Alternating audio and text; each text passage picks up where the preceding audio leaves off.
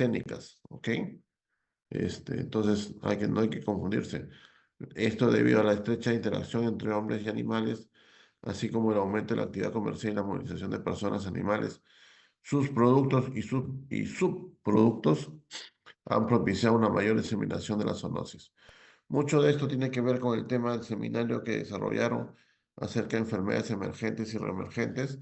Es un poco hablar de esto porque cuando nosotros hablamos del tema, en el seminario habrán tocado los factores predisponentes para ello, ¿no?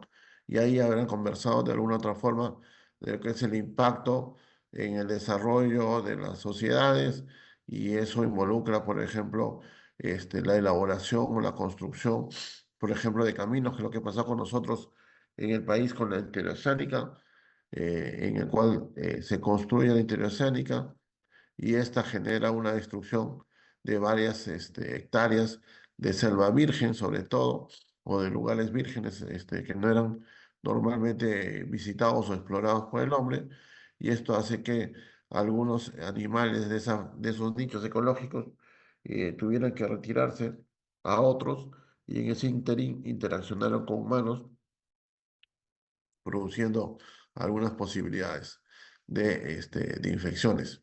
¿Ok? Entonces, lo que necesitamos ver es que tenemos que entender que todo este proceso, ¿no? Tiene que estar concluido en que entre comillas, más nos volvemos, entre comillas, modernos o queremos progresar. Eso involucra una mejor convivencia con el medio ambiente. Entonces, esta es una de las cosas que tenemos que tenerlas claras. ¿Ok? Entonces, otro de los factores que tenemos que ver es la globalización.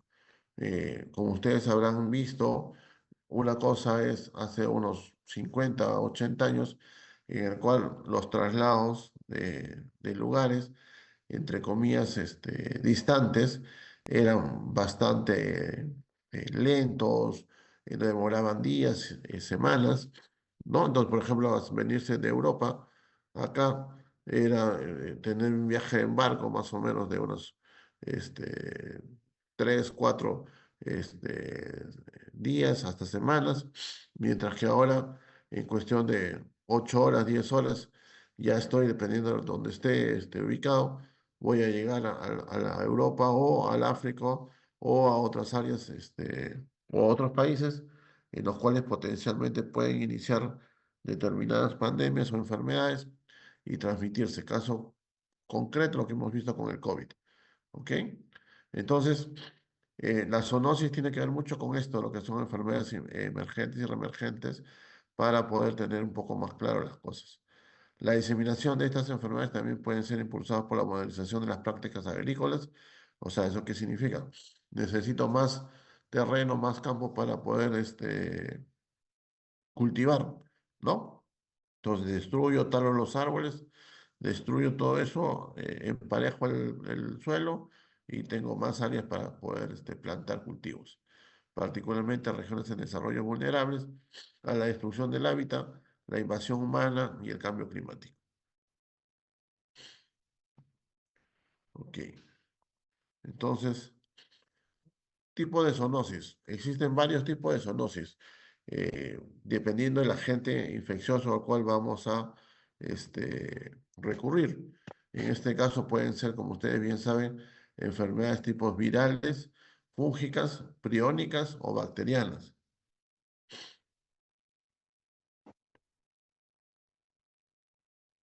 En una publicación de hace unos años atrás, miren ustedes que en los periodos más o menos de casi 50 años, desde el siglo pasado a comienzo de las nuevas enfermedades infecciosas, el 60% o más del 60% tuvieron origen en zoonosis, en enfermedades zoonóticas.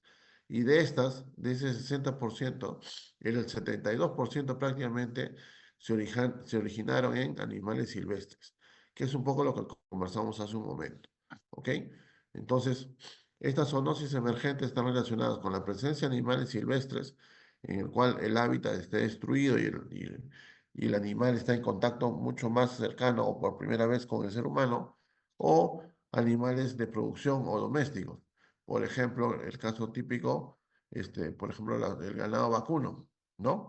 Un ganado vacuno que nos sirve para poder extraer no solo la carne, sino también algunos derivados, como la leche, dependiendo de la vaca, ¿ok? Y esos que pueden estar manipulados o tener algunas cosas infectadas, ¿ok? O domésticos, ¿no? Tenemos nuestros animales, los perros, las aves ornamentales, todo eso que también pueden transmitir algún tipo de procesos virales, sobre todo parasitarios. Entonces ya habíamos definido esto como una enfermedad emergente, como una infección que es el resultado de la evolución o el cambio de de una zona, ¿no? De un agente patógeno o parásito existente que da lugar a un cambio de clase de hospedador, vector, patogenicidad o cepa, o como la presencia de una infección o enfermedad hasta entonces no conocida, ¿no? Y eso ya lo revisaron en el seminario. Y una enfermedad reemergente, aquella enfermedad conocida o endémica que cambia de localización geográfica, amplía su gama de hospedadores o aumenta significativamente su prevalencia.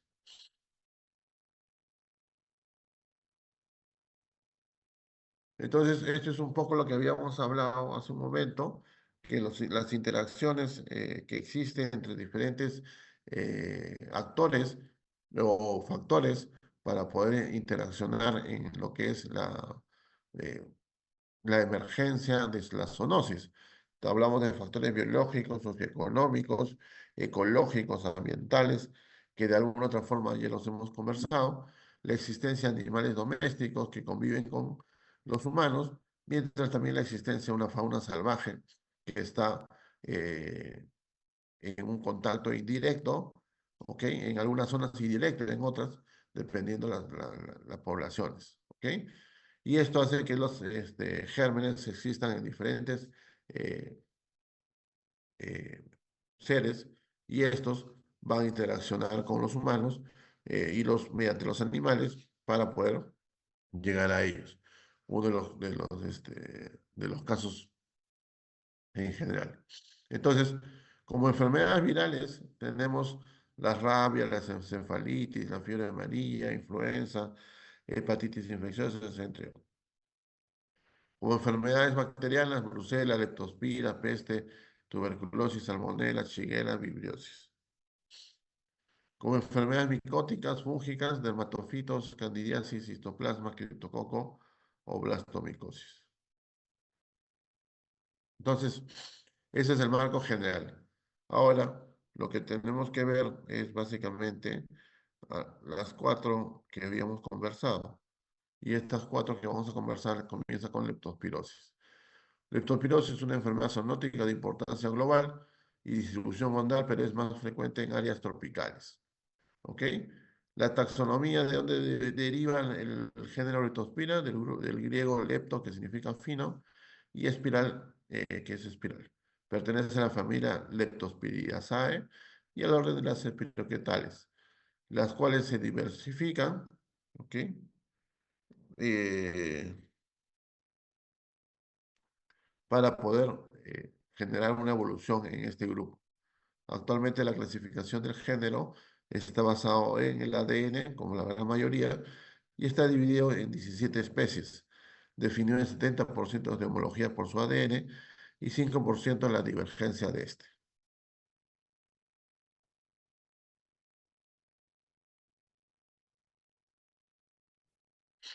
La leptospira, ¿ok? Es de forma helicoidal, ¿no? Como un tirabuzón, aeróbico obligatorio, presenta uno o ambos extremos con una cobertura en forma de gancho y tiene una gran movilidad que le viene dada por su estilo. Tiene un diámetro aproximado de 0,5 micrómetros y una longitud entre 6 a 25 micrómetros. Y puede pasar por membrana de filtración de poro de más o menos 0,22 micrómetros.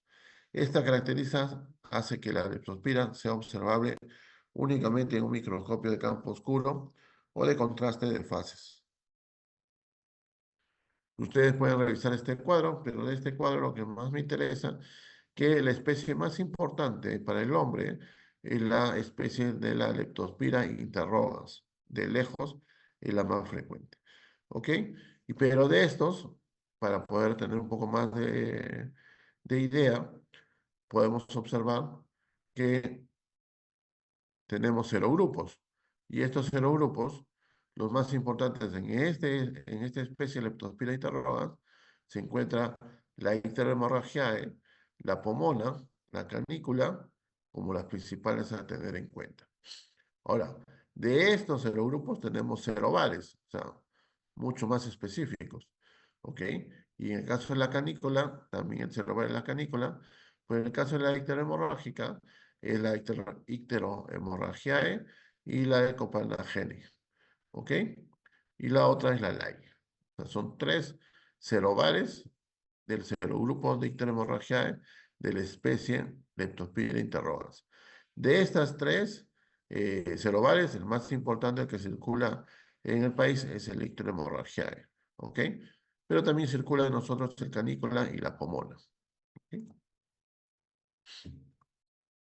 Entonces, el género Leptospira para nosotros genera 218 serotipos, de los cuales 22 serotipos son patógenos para los humanos.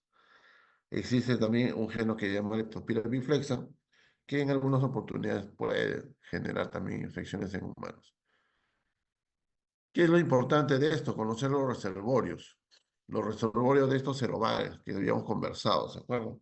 Entonces, y de los que nos interesa a nosotros, miren ustedes en general, muchos mamíferos son reservorios de diferentes tipos de leptospira, pero siendo o tomando como referencia los más frecuentes, tenemos al cerdo, que es la que va a transmitir la pomona, ¿ok? El perro, que va a transmitir la canícola, y la rata que va a transmitir el ictero hemorragiae. ¿Ok? Entonces, eso como lo más frecuente para nuestro medio, pero teniendo en cuenta, y vamos a verlo después, cómo de alguna otra forma diferentes animales domésticos y no domésticos o de granja, de campo, pueden interactuar y pueden generar también este tipo de acción. Por ejemplo, el ganado vacuno, los caballos, las ovejas, los marsupiales o los murciélagos, ¿no? Todos estos de alguna otra forma interactúan. Entonces, miren ustedes cuáles son los nichos o las posibilidades donde nosotros nos podemos encontrar para poder, para poder sospechar o tener una idea de que estamos ante una posibilidad de un caso de leptospira. Por ejemplo, cuando vamos a las zonas rurales o al campo y usamos lo que normalmente solemos hacer a veces como visita, un riachuelo, ¿no? O un inicio de un puquio, de un, este, de un laguna, de un lago, una estancia, ¿ok? Y nos metemos a usar las aguas para bañarse, ¿no? Para crearnos. O también, por ejemplo, cuando generamos zonas de pobreza, con alimentación que pueda traer diferentes tipos de animales, ¿ok? Distracciones, usamos los medios del agua también para poder, por ejemplo, lavar la ropa y estar en contacto con la naturaleza, los que viven en zonas rurales, ¿ok? Los que juegan, entonces, todos estos tienen algún grado de riesgo. Entonces, pero ¿cómo surge toda esta situación? El periodo de incubación es de 7 a 26 días, con un promedio de 12 días. O sea, ¿qué quiere decir? Que cuando nosotros tengamos que preguntar, básicamente, tenemos que tener en cuenta, eh,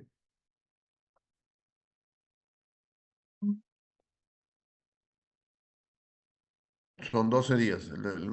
Tenemos que tener en cuenta para preguntar cuánto es el tiempo que ha estado él, probablemente de visita, de paseo, de excursión, qué sé yo. ¿No? Entonces tiene que trasladarse por lo menos hasta hace un mes. El microorganismo penetra a través de la piel reblandecida por el agua, por escoriaciones o por mucosas y alcanza rápidamente el torrente sanguíneo, diseminándose a todos los órganos, incluyendo líquido cefalorraquídeo y humor. Entonces, ¿qué significa esto? Significa que la transmisibilidad, una vez que ingresa la bacteria, no es local, sino es de distribución a todo el organismo. ¿Ok? Entonces puede él trasladarse tranquilamente vía el torrente sanguíneo a zonas tan alejadas y peligrosas como es el sistema nervioso central o el mismo sistema oftalmológico, ¿no? Ocular, en donde vamos a poder encontrar leptospira presente hasta en el humor acuoso o en el líquido cefalorraquídeo.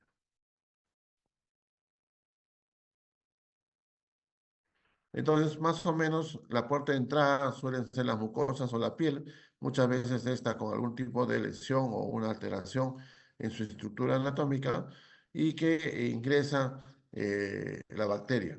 Tiene una diseminación sanguínea y de ahí puede trasladarse a diferentes partes del organismo, básicamente porque genera, el primer inicio es dañar el endotelio que va a originar pues, el traspase de la zona vascular a otra zona de los tejidos. ¿Ok? Pero primero, como hemos dicho, es una diseminación hematógena. Luego puede estar presente en el líquido cefalorraquídeo y termina después en la presencia en la orina. Los anticuerpos controlan la infección hasta cierto punto, tenemos cierta inmunidad humoral, pero en realidad este, hay que tener en cuenta pocas veces. Quizás este es el cuadro más significativo de la leptospirosis, que lo que nos trata de buscar es que de acuerdo a la semana, nosotros tenemos o podemos buscar tanto la sintomatología como los procesos de diagnóstico de laboratorio. Entonces, nosotros, por ejemplo, ¿qué pasa? Siempre o normalmente ocurre que el cuadro comienza con cuadros febriles. Estos cuadros febriles que son constantes, suelen ser por encima de 38 grados, hacen de que, o nos traslucen, de que existe una bacteriemia. ¿Qué significa esto? Significa que la bacteria se está trasladando vía sanguínea hacia el resto del cuerpo. ¿Ok?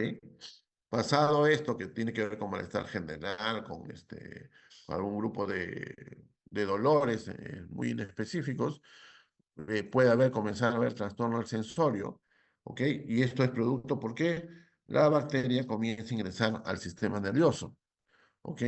Y luego que ingresa al sistema nervioso, regresa y comienza a ser eliminada por la orina, ¿ok? Entonces, de acuerdo a esta evolución o esa transmisión, nosotros tenemos dos bases características. Una cosa que es la misma presencia de la leptospira y el hallazgo vía la sangre, o sea, vía hemocultivos, o la otra posibilidad de aislamiento vía líquido cefalorraquídeo.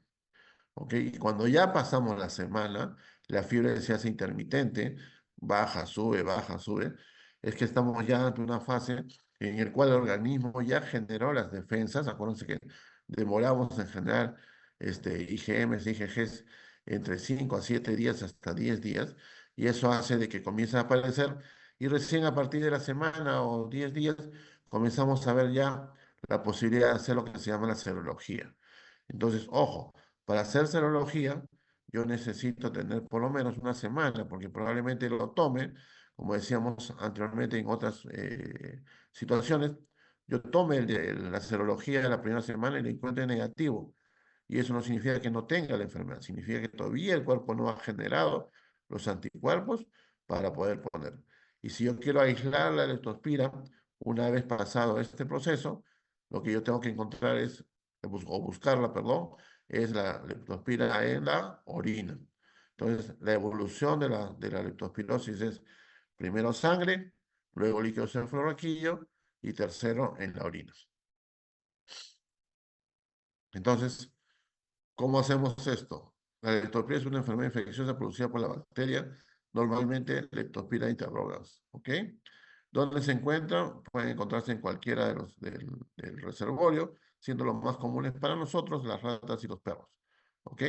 Que se alojan en sus conductos renales y es excretada por la orina de estos reservorios, o sea, la orina del perro, la orina del ratón, del caballo, qué sé yo, ahí es por donde se excreta y por donde uno tiene contacto la leptospira con el humano. ¿Cuáles son los síntomas? En general, bien específicos: fiebre, escalofrío, dolores musculares, conjuntivitis, y puede haber dolor de cabeza, ¿ok? Y cuando hay mayor compromiso meningio, puede generar hasta signos meningios. En casos severos, va a haber una disfunción de diferentes aparatos como el sistema respiratorio, el hígado, el riñón, ¿ok? Va a haber anemia y va a haber hemorragia en piel y mucosas. Esto es un poco lo que nos quiere decir lo siguiente. Normalmente, muchas veces la leptospirosis va a pasar por nuestras narices, no nos vamos a dar cuenta, ¿ok? Vamos a pensar que de repente estamos resfriados o de repente estamos un poco, que nos ha caído pesado algo, pero probablemente sea una leptospirosis, porque la leptospirosis normalmente suelen ser así, bien inespecíficas. Entonces, cuando ya yo comienzo a ver, cuando probablemente tengo ictericia, porque lo asocio la ictericia con la lesión del hígado y voy a pensar que es un problema sistémico y que tengo que ver cómo solucionar ese tema. Entonces, pero ¿cuál es el dato importante? Que más del 60% de leptospirosis son anictéricas, ¿ok? Y cuando ya tengo una ictericia, hay que estar pendientes de que no estemos ante la presencia de la enfermedad de Weil. La enfermedad de Weil no es más que la expresión más crítica y conflictiva de lo que es la leptospirosis. ¿Ok? Entonces, cuando yo tengo una leptospirosis complicada, fatal, muchas veces estamos hablando de enfermedad de Weil. ¿Ok? Entonces, la enfermedad de Weil, vuelvo a repetir, es la progresión más crítica de la leptospirosis. Y eso hace que básicamente tengamos, a diferencia de los demás, molestias, fallas o compromisos de diferentes órganos y la presencia de ictericia. ¿Ok? Entonces, normalmente como es así, pacientes que tienen fiebre, fiebre, fiebre, y de un momento a otro, dejan de ser fiebre, vuelven a tener pequeños y comienza a diluirse todo en el lapso de unos 15 a 20 días, ¿cierto? Con síntomas generales, ¿no? Y que se nos pasa a veces, muchas veces desapercibido. Pero si yo ya tengo más de una semana de fiebre, la fiebre continúa, persiste, y a esto comienzo yo a evidenciar algunos signos, por ejemplo, de petequias, algunos signos de problemas renales, ¿no? Miocarditis, qué sé yo, y sobre todo ictericia, entonces ahí tengo que pensar en que no voy a hacer que estoy en un síndrome de Weil, y ahí sí tengo que actuar rápidamente. Entonces, en la fase 1 en general, como decíamos, hay fiebre, cefalea, mialgias, malestar general, náuseas, dolor abdominal o diarrea. Que es un poco lo que llama la atención, a veces es la mialgia. La mialgia normalmente suele ser bien exquisita en la zona de las pantorrillas y la región lumbar. Mientras que cuando esto ya comienza a avanzar, como decíamos, comenzamos a tener hemorragias a nivel intestinal, pulmonar, inyección conjuntival o ictericia, ¿ok? Problemas de vasculitis a nivel de la piel, puede haber rigidez de nuca, fallas renales o signos meningios. ¿Cómo hacemos el diagnóstico? El diagnóstico lo hacemos mediante un método directo y mediante métodos indirectos. ¿Qué hemos dicho? Mediante métodos directos, ¿qué cosa es? Es aislamiento directo. Y para aislamiento directo tengo que volver a acordarme. Yo puedo sacar la leptospirosis en la primera semana en la sangre, en el licocefalorraquídeo, ¿ok? Y si, bueno, soy mucho más agresivo, tengo la posibilidad, puedo generar mediante una extracción de cultivo de humor acuoso, ¿ok? Y después de la semana, ¿no? Yo puedo buscar para aislamiento directo de leptospira en la orina, ¿ok? Los cultivos en general son cultivos bien complicados de realizar, requieren algunos tipos de enriquecimientos, pero en fin, hay que tener en cuenta. La forma más, digamos, frecuente de diagnóstico en nuestros medios es el diagnóstico indirecto mediante la prueba de ELISA, que se llama la prueba de aglutinación microscópica, el MAT, ¿ok? Entonces, esto nos tiene que dar un título por encima de 1/100 para poder estar eh, seguros de que tenemos la infección. Porque si no tiene más de 1/100, probablemente tengamos un proceso pasado, nada más. Entonces ahí pueden ver cómo van los títulos de las serologías incrementándose de acuerdo a la producción y a la existencia del, ¿cómo se llama esto? de la leptospira. Y lo importante en este caso es que el MAT es específico para el serotipo infectante o serovar antigénicamente relacionado. ¿Ok? Entonces, cuando yo hago un MAT, es muy probable que nos va a salir la especie, el serotipo y el serovar. ¿Ok? Entonces, hay que tener en cuenta esto. Entonces, como decíamos, los cultivos, el cultivo rápido de sangre en líquido cefalorraquídeo crece en condiciones aeróbicas de 28 a 30 grados. El cultivo in vitro necesitamos medios especiales como el Fletcher, el Twin o medios semisólidos, donde se va a evidenciar una zona difusa de crecimiento con un tiempo de generación de 6 a 16 horas y una incubación a 28 a 30 grados centígrados. Sobreviven semanas en el agua a un pH alcalino, crecen lentamente en incubación hasta 4 meses y tienen cultivos positivos a las 2 semanas. La leptospira es en primeros 10 días de infección en sangre y líquido cefalorraquídeo. Como volvemos a repetir, nuevamente, después de esto hay que buscar orina. ¿Ok? Doctor, disculpe, hay compañeros en sala de espera. Ya les di paso.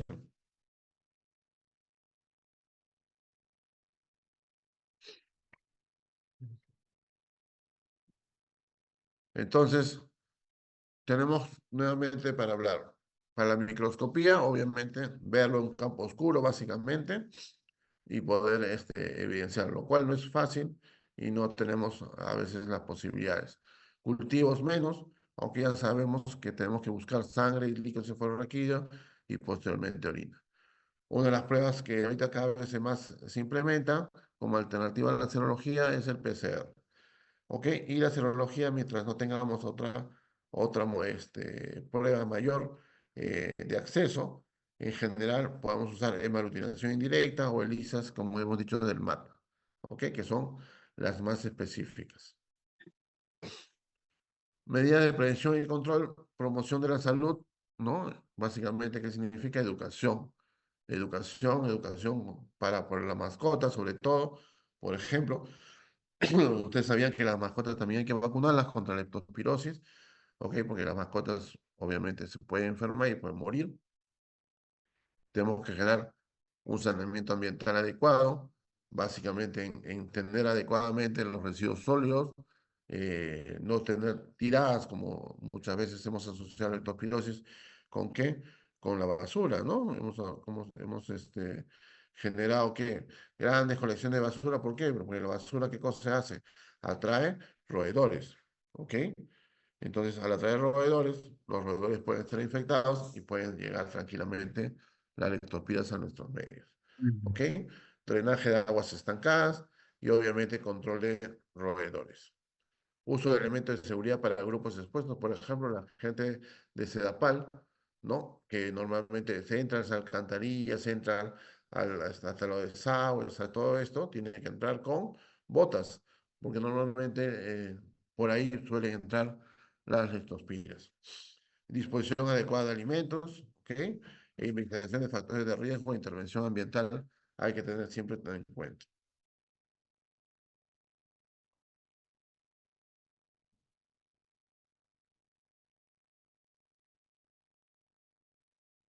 Bueno, brucelosis. La brucelosis es una enfermedad antropozoonótica producida por el género Brucella.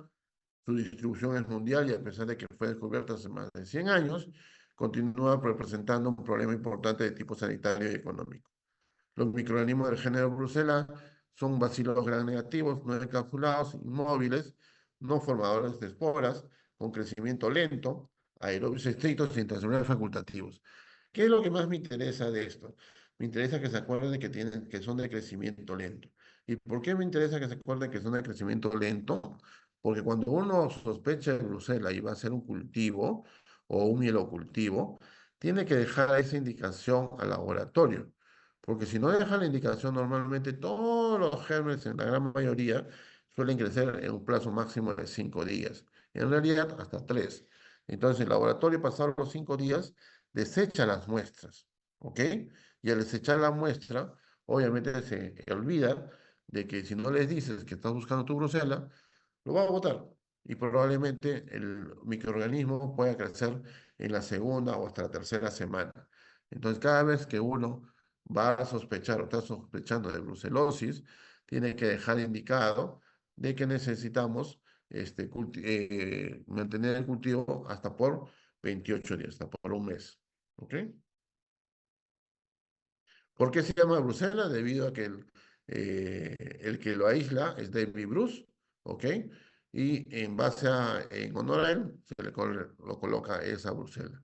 Otros le conocen también como fiebre de Malta, es básicamente porque en la isla de Malta ahí se generaron los estudios donde Bruce pudo sacar o aislar el germen, ¿no? Entonces, o en el caso también se le conoce como la fiebre del Mediterráneo, porque Malta queda en el Mediterráneo, ¿ok? Y está asociada muchas veces a la transmisión de, de los productos lácteos, ¿ok? De esa zona de Europa. La zona es básicamente la zona de Italia y la zona de Grecia, de Albania, de los Balcanes, ¿no? Córcega, ¿ok? Cerdeña, Malta, todas son zonas donde ha aparecido la brucelosis, por eso se llama fiebre del Mediterráneo. Ok, entonces, ¿qué es lo importante de la brucela en tal caso? Estructuralmente, ustedes ya lo conocen, la importancia básicamente es un lípido, un lipopolisacárido. Este lipopolisacárido tiende a ser el pan más importante. Ya habíamos conversado en la clase anterior, ¿ok? Habíamos conversado de que existen diferentes especies de Brucella. Más importante, el nombre vienen a ser cuatro, que es la Brucella melitensis, generados con reservorios naturales. ¿Cuáles son? Básicamente los perros, los cerdos, los roedores, las vacas, las ovejas y las cabras, ¿ok? Siendo para nosotros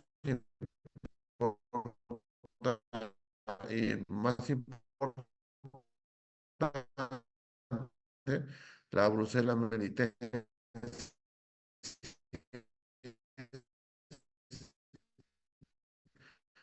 a raíz del reservorio de las ovejas y cabras. ¿Ok? Por ejemplo, en Italia, ¿no? Y en algunas zonas del país también está presente la Brucella abortus. ¿Ok? Y esto se llama Brucella abortus porque se detectaron abortos en las vacas, ¿no? A raíz de esta infección. Por eso se le llamó aborto. ¿Ok? Obviamente, si la persona estuvo en contacto con leche, no prosperidad del veterinario, del camuestra, ¿ok? Los que trabajan, por ejemplo, en los mataderos, ¿no? Cortando las vísceras, todo eso, podemos tener un contacto, ¿no? Los granjeros, los ganaderos, las amas de casa, ¿no? Miren ustedes los carniceros que eran los que decíamos del matadero, y en general la población rural siempre es importante tenerla presente. ¿En dónde se encuentra esta población? ¿Dónde puede estar? Pueden estar leche, semen, sangre, orina y heces. Todas las aguas y el medio ambiente. Entonces podemos tener una forma de contar directa y otra indirecta, ¿no? Entonces, la transmisión de la brucela, como decíamos, puede ser, puede ser porque probablemente me corto, tengo una herida y con esto manipulo algún alimento, alguna carne que está contaminada, alguna víscera, algo, puedo transmitirme por ahí. ¿Ok? Respiratoria por la mucosa anal. Yo genero, por ejemplo, en el caso del laboratorio, a manipular la muestra, ¿qué cosa? Aerosoles. ¿Ok?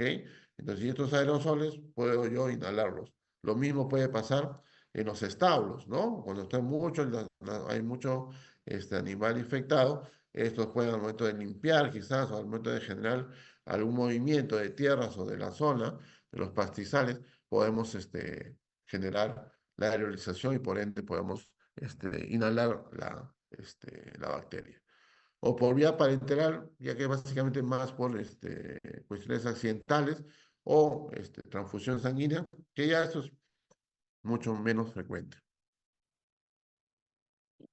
Entonces, un animal infectado, que básicamente puede eliminar la brucela, como hemos dicho, por la leche, por el semen, por los anexos fetales, o sea, que quiere decir la placenta, el corio, todas esas zonas, las secreciones vaginales y las heces. Vamos a ver, estos pueden ir a las pasturas, o sea, a los campos, al agua, a la leche cruda y al semen. Y estos pueden entrar hacia nosotros vía digestiva, conjuntiva, respiratoria o cutánea. ¿Ok? Siendo tanto otros animales menores o el hombre los posibles receptores de la bacteria. Normalmente puede haber una eventual eliminación, ¿no? Y esto básicamente va a depender mucho de la capacidad inmunológica que tenga el cuerpo para poder combatir mediante qué, mediante las citoquinas y también mediante la activación de los macrófagos y de lo que son la cascada de los leucotrienos, ¿no? Asimismo, esto va a estar dependiendo mucho de la activación de los linfocitos CD4, ¿ok?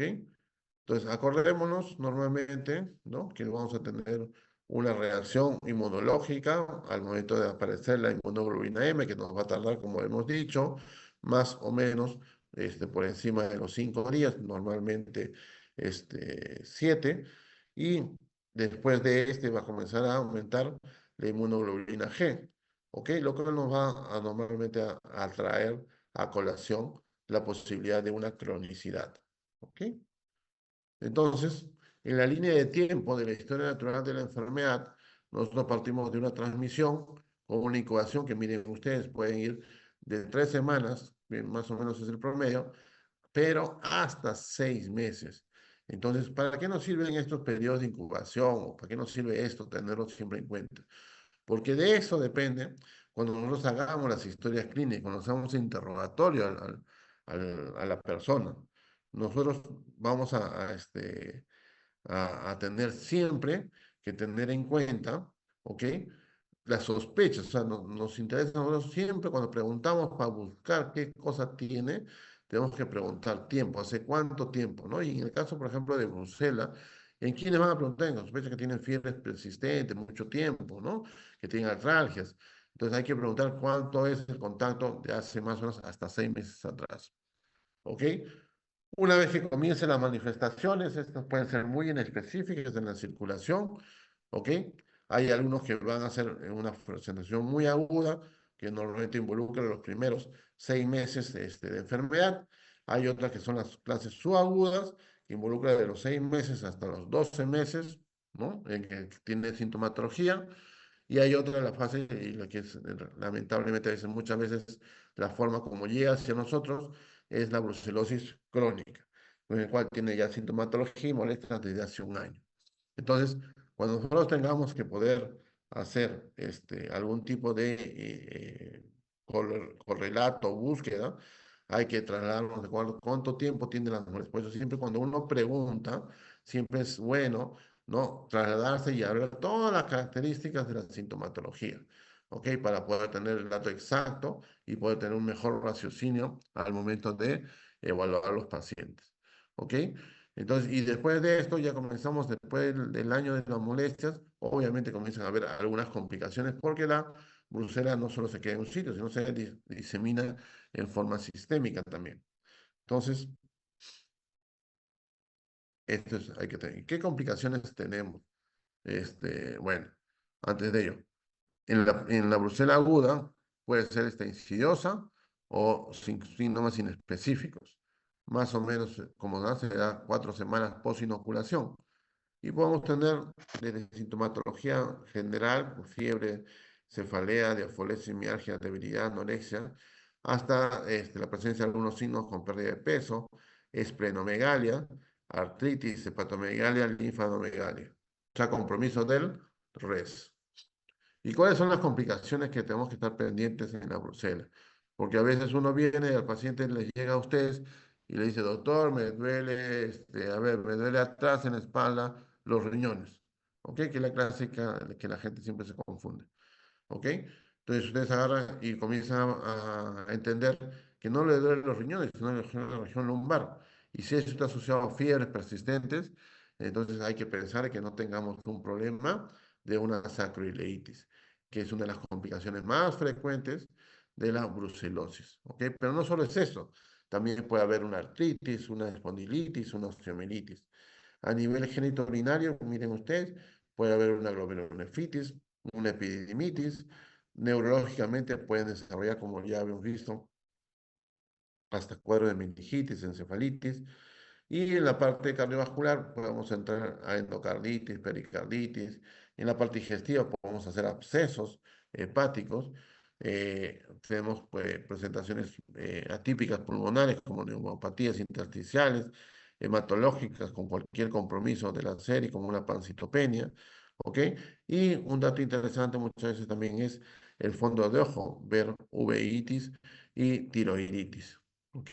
Entonces, miren ustedes los compromisos a nivel de diferentes componentes del organismo, diferentes órganos que pueden estar afectados. Entonces, yo puedo venir de repente por una anemia y vengo y le pregunto, ¿de dónde viene usted? Y puede ser que venga de un centro, de una zona rural, o puede ser que de repente tenga la costumbre de comer quesos, ¿no? O tenga la costumbre de tomar leche, no pasteurizada, ¿no? O porque se fue, no sé, pues, qué sé yo, a un sitio y limitaron la leche de frente en el momento de ordeñar, porque ya se tiene la costumbre en el campo. Entonces, en esos casos, en esos datos, tenemos que siempre estar preparados para eso, ¿ok? Entonces, hay que pensar la brucelosis, la tuberculosis en general, o la sífilis, quizás son las enfermedades más, inespecíficas en total, ¿ok? Pero por eso tienen que buscar algún nexo que los pueda orientar. Puede ser que no haya, puede ser que haya. Entonces, pero siempre hay que tenerlo en mente. Como decíamos, compromiso de res en el sistema genitourinario, miren ustedes, orquioepididimitis, ¿ok? Orquitis en los hombres básicamente, y en las mujeres cervicitis o salpingitis.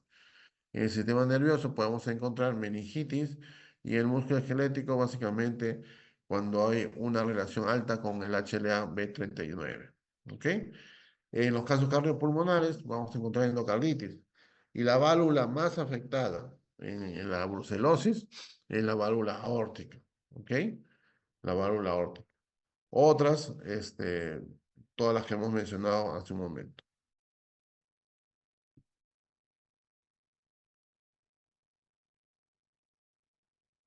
Ok, entonces, bueno, acá ya es un poco lo mismo. Es lo que habíamos conversado. Miren ustedes, cuando hablamos de dolor articular, ¿ok?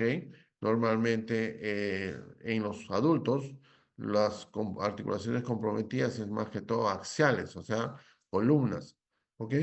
Mientras que en los niños es más periférica, ¿ok? Eh, Pueden haber diferentes articulaciones tomadas, siendo la más frecuente la articulación sacroiliaca. Después viene la espondilitis, después viene la monoartritis, sobre todo en la zona coxofemoral, rodillas, codos, etc. Entonces, ¿cuáles son los estudios sugeridos para el caso de brucelosis? Básicamente, siempre, como hemos dicho, cultivos. Y en este caso, hemocultivos. ¿Ok? Tenemos que pedir una biometría hemática y velocidad para poder ver el grado de cronicidad que pueda tener la enfermedad. La bioquímica, se deben realizar pruebas de función renal y hepática, un ecocardiograma, ¿ok? Para descartar la endocarditis o pericarditis, una resonancia magnética, un examen de licocefaloraquídeo y serologías. Dentro de la serología, lo más importante para nosotros es primero siempre hacer un diagnóstico mediante rosa de Bengala. Una prueba de rosa de Bengala es básicamente sensible en casi el 100% de los casos y específica solo en el 40%. ¿Ok? Es una prueba relativamente rápida y no costosa, entonces se puede usar. La cero aglutinación en tubo es otra de las pruebas que también son asequibles. siendo la prueba por excelencia acá, la prueba del 2-mercaptoetanol, que la que tiene que, por indicación, mostrarnos inmunoglobulina G. Entonces, el 2-mercaptoetanol muchas veces se usa para procesos crónicos. Entonces, si yo tengo, por ejemplo, una rosa de Bengala positivo, tengo una aglutinación en tubo o en placa positivo, y tengo un mercaptoetanol negativo, no es que no tenga brucela, sino que probablemente lo que tenga ahí es una brucela aguda o subaguda. Entonces, como decíamos, bueno, la sacroiliitis es la manifestación más común de la brucela. La artritis periférica no lo es tanto. Y para eso podemos usar desde técnicas comunes y tranquilas como una radiografía de cadera, de sacroiliacas, ¿ok? O llegar a procesos más complicados como gamografías con tecnecio 99, ¿ok? Entonces, el diagnóstico puede ser clínico, epidemiológico o de laboratorio. En el caso clínico, yo puedo tener manifestaciones obviamente clínicas y tengo que hacer una buena historia, ¿ok? Tengo que buscar los antecedentes. En la parte epidemiológica, obviamente, el dato. En la parte laboratoria puedo usar pruebas específicas, ¿ok? O pruebas inespecíficas. Las pruebas específicas, como ustedes saben, más que todo son los cultivos, ¿ok? Entonces, los cultivos. Los cultivos a nivel de la brucela son importantes, pero también hay que tener en cuenta que requieren una atmósfera al momento del 5% de CO2, ¿ok? Y normalmente deberíamos buscar la toma de la muestra antes de los picos febriles. El método más conocido para poder hacer el cultivo de una brucela es el método llamado de Ruiz Castañeda. Pero como ustedes saben, ese método, ya los he mencionado, demora hasta 28 días, 30 días para su aislamiento. ¿Ok? Entonces, por ejemplo, en sangre tiene un 80% de especificidad, ¿ok? Mientras que en médula ósea llega hasta el 90%. Por eso que muchas veces lo que tratamos de hacer cuando tenemos una sospecha de brucela, si bien es cierto, podemos tomar hemocultivos, lo mejor es tomar mielocultivos. ¿Qué quiere decir esto? Tomar sangre de la médula ósea. ¿Ok? Si yo no tengo el medio de Ruiz Castañeda pendiente, que es mucho más específico, puedo usar otros medios, que puede ser el agar sangre, el agar soya tripticasa o el agar McConkey. Esto es básicamente donde las muestras, donde van a venir de ganglios, ¿ok? Donde yo puedo aspirar a los ganglios y puedo incubar a esto por 6 semanas en solución salina estéril, ¿ok? Entonces, es un poco los requerimientos que debemos usar.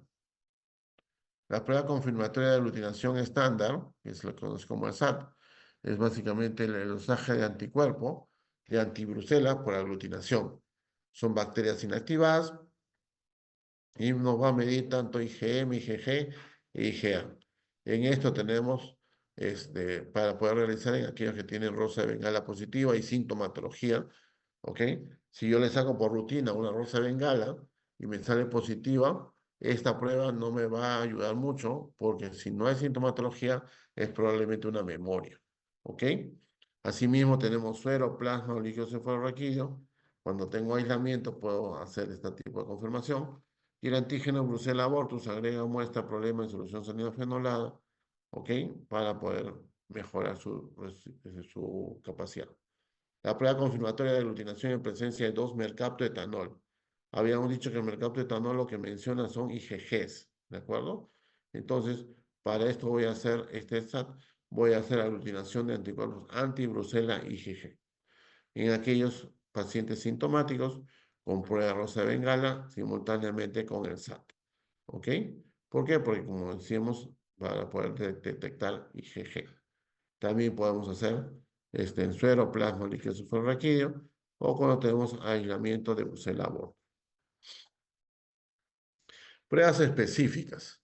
Las pruebas específicas, ¿cuáles son? Básicamente ELISA para diagnóstico de brucelosis crónica, que suele ser más sensibles y específicas que el SAT. ¿Ok? El líquido cefalorraquídeo también puede hacer ELISA y podemos, mediante la ELISA, podemos medir IgG, IgM o IgA. ¿Ok? La otra prueba específica viene a ser el PCR, que ya hemos hablado varias veces de esto. Rápido, se puede hacer en sangre. Es un secuenciamiento nucleico, ¿ok? Y puede diferenciar las especies de brucelosis. ¿Ok? Pruebas inespecíficas, tenemos desde los balances hematológicos, ¿ok? Y donde podemos encontrar anemia, leucopenia, plaquetopenia, velocidad de sedimentación elevada y menor intensidad en crónicas. El líquido cefalorraquídeo, donde normalmente vamos a encontrar pleocitosis linfocitaria, discreta y moderada, proteínas elevadas, reducción de la glucosa. Y bioquímicos, prueba de la actividad inflamatoria elevada, transaminasas, bilirrubinas elevadas en caso de hepatitis. ¿Ok? Pruebas inespecíficas, hepatoesplenomegalia, granulomas o accesos en vísceras abdominales. ¿Ok? También puedo tener yo radiografías, imágenes, como ya hemos mencionado, de tórax o de columna, o puedo generar también mucho más específicas como resonancias o como hasta gammagrafías.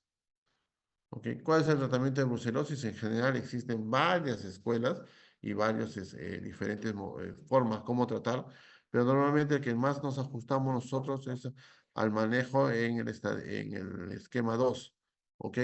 En el cual nosotros vamos a poder tener el manejo con rifampicina, básicamente, ¿ok? Y el que se le añade probablemente un aminoglucósido, dependiendo de la severidad del cuadro y el compromiso articular o osteoarticular, y también a ellos le puede añadir cotrimoxazol, sobre todo en niños, y doxiciclina. ¿Ok? Entonces, ese es el manejo. El otro zoonosis, a ver, son las riquezas. Las riquezas están constituidas por bacterias estrictamente intracelulares, morfológicamente pleomórficas, encontrándose como bacilos o cocos con la tinción de gran se tiñen pobremente y son causantes de varias epidemias a nivel mundial, transmitidas principalmente por artrópodos hematófagos como las garrapatas, pulgas, piojos o ácaros. La más letal de estas enfermedades febriles se conoce como la fiebre manchada de las montañas rocosas causada por la Rickettsia rickettsii, pero también existen el tifus endémico causado por la Rickettsia tifus y el tifus epidémico causado por la Rickettsia prowazekii. ¿Ok? Entonces, ¿cuál es la patogenia de la rickettsiosis? Es un microorganismo que penetra el huésped, el cual es fagocitado. Este microorganismo destruye la vacuola, que es parasitada por la participación de su fosfolipasa A, y se multiplica en el citoplasma celular de la célula infectada. Forma una cola de actina polimerizada mediante el cual se pasa a otras células. Es como hace un puente. ¿Ok? El daño de las células vasculares produce fenómenos de vasculitis y lesiones en la piel. Tienen gran predilección por células endoteliales de los capilares, particularmente de dónde? De la piel, del cerebro y del riñón. Y de ahí vamos a buscar las manifestaciones. En el endotelio, lo que generas es una hiperplasia. Y esto va a generar la formación de trombos que causan pequeñas hemorragias que se manifiestan en forma de petequias en el eritema del paciente. Entonces ustedes pueden ver la diversidad, por ejemplo, de riquezas y enfermedades que producen estas, su distribución al otro lado, en diferentes localidades, pero lo importante es que tengamos que tener en cuenta que, como ya decíamos, este proceso de globalización nos lleva a tener en cuenta que tenemos que tener cuidado porque se nos puede presentar, porque los vectores, o sea, llámense los piojos, las garrapatas, los ácaros, están presentes a nivel mundial en muchas partes. Entonces, por ejemplo, lo más común es que habíamos dicho fiebre manchada de las montañas rocosas por la Rickettsia rickettsii. Para nosotros es importante el tifus murino por la Rickettsia feris, el tifus epidémico por la Rickettsia prowazekii, ¿ok? Y uno que está surgiendo mucho en investigación y que han aparecido brotes, ¿ok? Por ejemplo, en Chile hace poco había un brote grande en lo que se llama el tifus de los matorrales, producido por una familia de la riqueza que es la oriental Tsutsugami, ¿ok? Entonces, esta que normalmente estaba muy bien descrita en la zona del Japón, ¿no? Entonces, se ha visto ya reportadas en zonas de Sudamérica. ¿Cuáles son las características más frecuentes en general, fiebre, mialgia, y para nosotros, ¿no? En ese cuadro está la parte de la anemia, ¿no? Entonces, si yo tengo fiebre, mialgia y anemia, yo debería sospechar en la manifestación más frecuente que es tifus. Entonces, lo que manda la atención y quiero que ustedes presten atención es en el gráfico que involucra la coloración o las lesiones a nivel de la piel. Este es un dato importante porque cuando ustedes ven así, no van a pensar que se ha hecho una anafilaxia o que ha hecho una urticaria. Hay que pensar, ¿no? Que probablemente sea una riqueza. Entonces ya habíamos visto las características. El diagnóstico básicamente es clínico muchas veces y la demostración del incremento o disminución de los títulos de anticuerpos en suero mediante el famoso IFI en un intervalo de 2 a 4 semanas. ¿Ok? Podemos identificar otros tipos de diagnósticos, sí, como inmunocitología, así como en la PCR. Las infecciones por riqueza transmitidas por garrapatas constituyen zoonosis emergentes de creciente reconocimiento e importancia en el mundo. Sin embargo, aún existe un importante subdiagnóstico que puede llevar a un peor pronóstico de los enfermos. ¿Ok? Y por último, vamos a hablar de peste bubónica. La peste bubónica, como ustedes saben, o la peste, mejor dicho, como ustedes saben, es transmitida por un bacilo gran negativo llamado Yersinia pestis, con una coloración bipolar y que normalmente no es por un lado, es inmóvil, poco resistente a los agentes físicos y químicos y muere rápidamente a 55 grados y por exposición directa al sol en unas 4 o 5 horas. Pierde su viabilidad más o menos en 2 a 3 días por simple desecación. A menos que se proteja dentro de los tejidos de un animal muerto y o cuente con condiciones naturales de ambiente húmedo y poca luz que son favorables para la viabilidad de la bacteria. Entonces, esto es importante porque la peste es una de las enfermedades que representa una epizotia, ¿ok? Debuta como epizotia. ¿Y qué es la epizotia? La epizotia es la presencia de los animales que son sus reservorios, sí, sus reservorios, en forma abrupta, ¿ok? Y que se encuentra antes que aparezca la infección en humanos. Entonces, esta peste es producida por una epizodia previa. ¿Qué quiere decir? Que normalmente voy a encontrar en este caso animales roedores como las ratas muertas en el campo, ¿ok? Sin una explicación clara. Y esto puede ser el preludio y por eso se educa a los agricultores a que si ven esto, va a ser el preludio de que pueda haber un brote de peste. Entonces, la peste bubónica es la forma más frecuente en el Perú, representa más del 95% de los casos. Es de inicio brusco, con manifestaciones de fiebre elevada, más o menos 39 a 40 grados, escalofríos, cefalea, dolores generalizados y malestar general. Simultáneamente aparece un bubón relacionado con el sitio de la picadura de la pulga infectada. ¿Cómo se llama la pulga? Si ustedes se acordarán, se llama Xenopsira shopis. ¿Ok? Después de haber tenido el bubón, aparece lo que se llama la septicemia, que significa ¿qué cosa? El pasaje de la Yersinia por la sangre y su destinación a diferentes partes del cuerpo. Entonces ahí podemos tener septicemias secundarias o septicemias primarias. ¿Ok? Obviamente las secundarias es producto del inicio de un bubón y las primarias sí es sin ese inicio del bubón. Y podemos tener, lamentablemente, la forma más trágica y grave, que es la de la peste neumónica, que se manifiesta con focos infecciosos de localización pulmonar. En forma brusca aparece fiebre alta, tos, expectoración purulenta, dolor torácico y a menudo hemoptisis. Además de tener una alta letalidad, la muerte se produce entre 2 y 3 días después de iniciar la enfermedad y también se clasifica en peste neumónica primaria y peste neumónica secundaria. Ahora, quiero que me entiendan lo que les voy a decir. Entonces, si yo tengo un paciente, ¿ok? Le pica la pulga, la pulga le transmite la yersinia, hace un bubón, ¿ok? El bubón, la yersinia, luego del bubón se disemina por el cuerpo y llega al pulmón, ¿ok? Esa es una peste neumónica secundaria, ¿ok? Secundaria.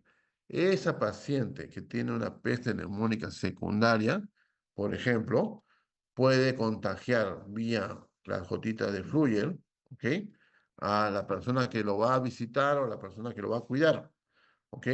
Y esa persona que lo va a cuidar no hace una peste bubónica, hace una peste neumónica primaria, ¿ok?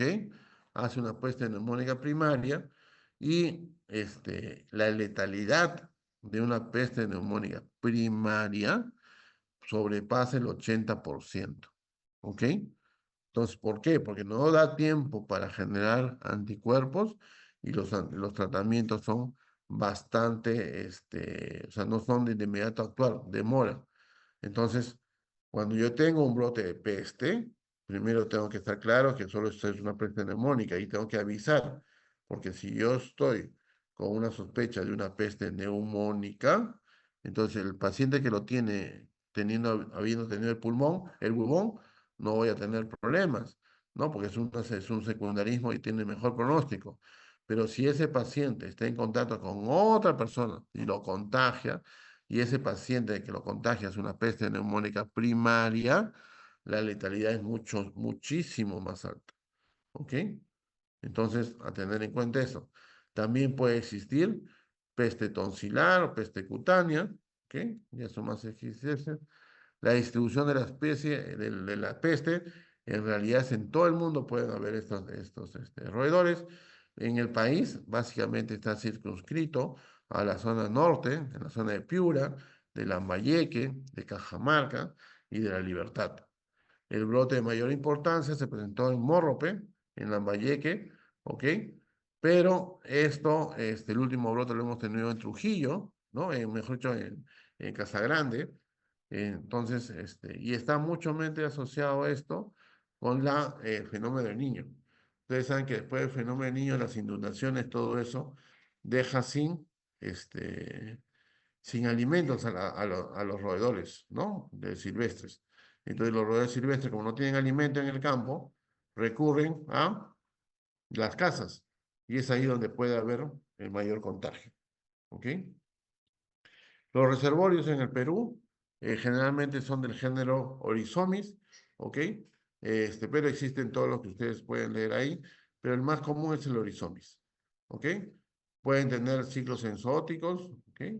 Y los géneros Lepus y Cavia pueden ser afectados cuando roedores sinantrópicos, por ejemplo, los que tenemos nosotros, que es el Ratus ratus y el Ratus norveicus, ¿ok?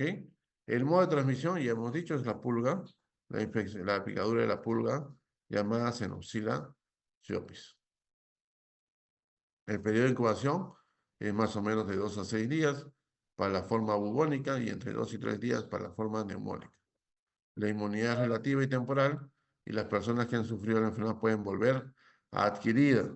La peste no tratada puede tener una letalidad de más del 50% y puede evolucionar hacia una enfermedad complicada como septicemia o séptica. ¿Ok? Ya hemos visto la zona de la peste en el Perú, es el norte.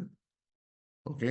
¿Cómo se hace el diagnóstico? Las pruebas de laboratorio que se utilizan básicamente aislamiento mediante cultivo o PCR o algún tipo de serología tipo ELISA, ¿ok? Para poder encontrar el antígeno F1 de la Yersinia por pruebas de inmunocromatografía. Metodología de diagnóstico, como hemos visto, cultivos, inoculación en animales laboratorios para poder inducir la enfermedad, inmunofluorescencia directa o serologías. En especímenes animales, se puede utilizar sangre total en papel de filtros estandarizada, que se llama la tira de Nobuto, o en su defecto tener sangre completa y separar suero en un vial y trasladarlo en cadena de frío. ¿Qué quiere decir esto? Quiere decir que, por ejemplo, a ver, cuando, ¿cómo se hace el seguimiento? Se puede hacer un seguimiento básicamente buscando el vector, en este caso las pulgas, y lo que se hace es, por ejemplo, poner trampas, ¿no? Trampas de roedores en el campo, y esas trampas capturan a los roedores, los decapitan, ¿ok? Y al decapitar, lo que hace es que las pulgas comienzan a salir, ¿ok? Como el animal ya no tiene la sangre caliente, ya está frío, entonces las pulgas comienzan a escapar. Entonces, las personas dedicadas a esto capturan las pulgas y para poder después buscar dentro de las pulgas la Yersinia. Otro método para poder hacer la vigilancia es en el caso de los perros, ¿ok? Que viven con las personas allá. ¿Qué se hace? Se toma la sangre de los animales, de los perros, ¿ok? Y se le hace una prueba de anticuerpos para poder ver si es que tienen contacto con la Yersinia o no. Entonces, esto antes de presentar los brotes, ¿ok? Y las pruebas moleculares, bueno, ya sabemos que PCR es uno de los aliados para esto, ¿ok? ¿Por qué es importante la peste? Porque como ustedes han visto, la peste es una de las pocas enfermedades de notificación internacional. Ustedes saben bien que la peste, ¿no? Junto con la fiebre amarilla, solo caso reporta una alerta internacional, ¿ok? Entonces debemos tener en cuenta caso de peste bubónica y caso de peste neumónica, ¿ok? Para poder tenerlo en cuenta, ¿ok? Entonces, cuando uno habla de zoonosis, habla de muchas cosas y siempre tiene que estar pendiente de que existe una convivencia, si se quiere decir pacífica o no pacífica, directa o no directa, con animales, ¿ok? Y esto hace de que podamos tener en cuenta para su mejor uso, ¿ok? Entonces, ya, esa es la clase de ahora. Ok. ¿Alguna pregunta? ¿Algo? Doctor, disculpe, en cuanto a la asistencia, yo ingresé después y creo que ya no me considero. Ya. Ok. No se preocupe. Ok. ¿Alguna otra pregunta? Yo, doctor, de igual manera, Bien. doctor, como la compañera ingresé un poquito tarde. Ok. Ya. ¿Alguna otra pregunta? Ok. Ya. Si no hay preguntas, lo dejamos ahí y ya nos veremos, espero yo, el miércoles en forma directa. Ok. Cuídense. Nos vemos. Sí, doctor, gracias. Buenos días, Chao, doctor. chao. Gracias, doctor. Gracias, doctor. A ustedes.